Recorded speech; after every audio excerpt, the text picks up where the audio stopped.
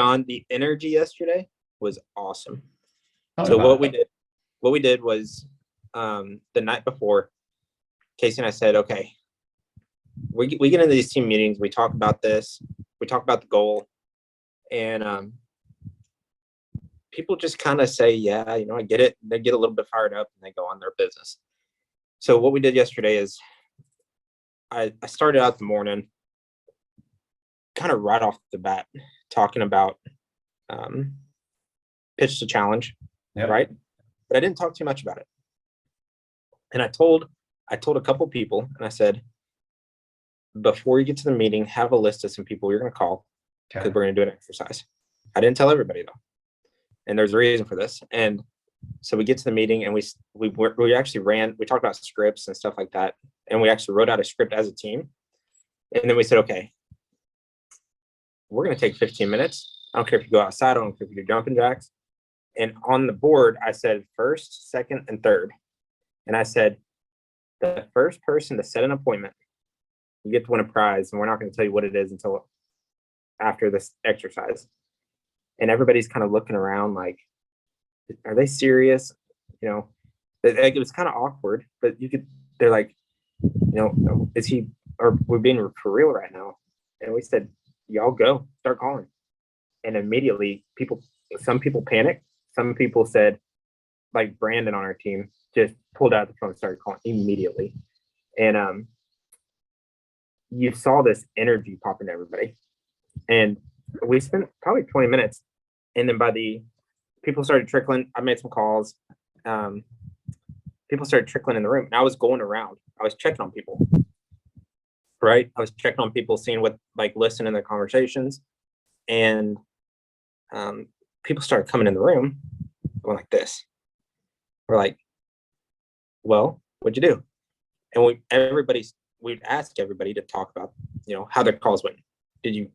How many dials did you make? And then, what were those conversations like? And like Dwayne on our team, who's kind of been struggling as a new agent, set an appointment. And Ben on our team set an appointment. And these guys that are trying to get traction set appointments. And then the guys that already have traction just solidified it. And so it was, when we all got back in the room, everybody's energy was up.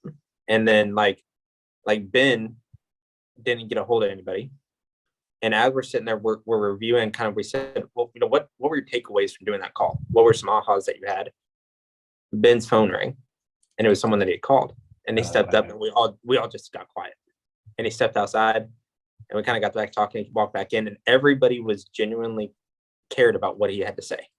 And then we were, as it was going along, I was writing people's names on the board and writing a buyer, seller, and writing a, like, estimated price or what it was.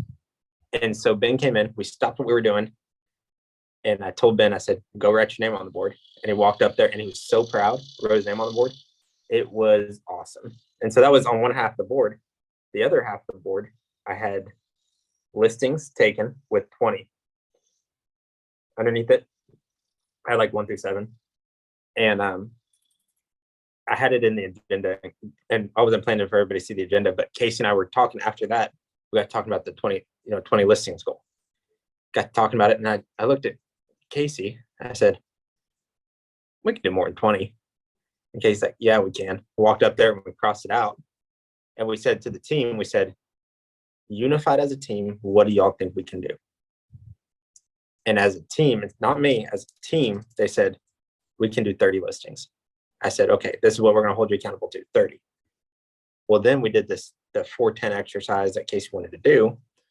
And so I printed out a 30, 60, 90s. And so I handed out a piece of paper to everybody. Then we handed a shotgun shell to everybody and we had permanent markers. And we said, write down your goal for the next 30 days. What is y'all's goal going to be? Okay. Write it down on the piece of paper. Don't make this complicated. Write it down on the piece of paper. Write it on that shotgun shell. Wrote it on the piece of paper. We went around in a circle and we all shared our goal as a team. Okay. And so the first person said 2 buyers, 2 listings or something like that. And we said, like, leading up to it, we said, think big. We want this to disrupt your month. Everybody started building on that. People were saying, well, I put down 3, but I think I'm going to do 4. And so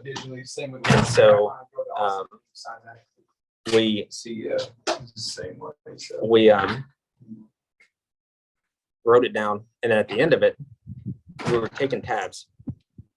If everybody in that room, we were actually missing 2 people. If everybody in the room hit their goal, it would be 44 listings. And we said that to everybody. We said, okay, this goal right here, that says 30. Okay, y'all all thought that was a big stretch number. When we individually talked to each one of you, we're at 44. Y'all think we can hit that, huh? And everybody's like, oh yeah, we can hit that. And so we said, okay, well, how are we going to keep this momentum going? And we went into that, and it was, I know for a fact everybody walked away from that meeting in a better state of mind to go hit this challenge than if we just, like, the conversations on the phone or our morning calls, the conversations have been good, but that energy in the room, being able to do that and compound off that, it was pretty awesome. Awesome stuff, man.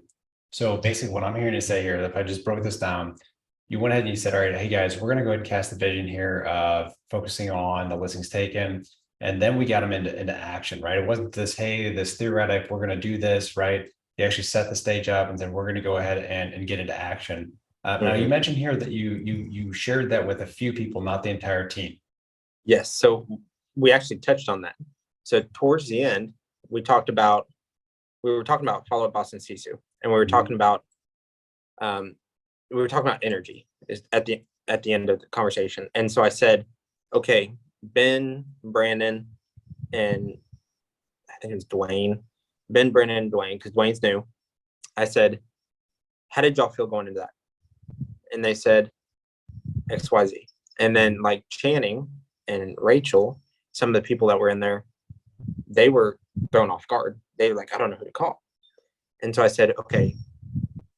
And, you know, we used y'all as an example, and sorry, not picking on you guys, but did you notice that the people who came prepared, not having to think about who they were going to call, didn't expend near as much energy as the people who said, oh, I need to call these people, or I don't know who to call. So I said, okay, if we have our team call, you get off the team call and you're going to make, if that's the time you're going to make your calls, are you, let's say it's at 9 o'clock. At 9 o'clock, are you saying, I don't know who to call? Who do I need to talk to today?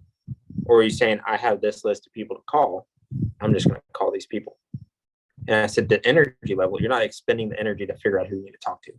And I said, whether that's in a follow-up boss, you're setting, you know, the follow-up task, or if that's the night before, I don't care what you do. If you have to write them on a piece of paper, put them on your desk and say, that's the people I need to talk to tomorrow, do that.